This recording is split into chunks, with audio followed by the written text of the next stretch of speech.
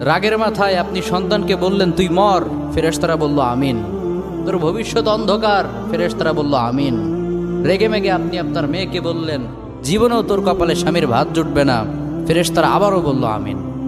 আচ্ছা, আপনি না সেই ব্যক্তি যে তার নিজের জীবনের চাইতেও সন্তানকে বেশি ভালোবাসেন? আপনি না সেই ব্যক্তি যে তার সন্তানের জন্য হাসতে হাসতে নিজের জীবনটাও দিয়ে দিতে পারেন?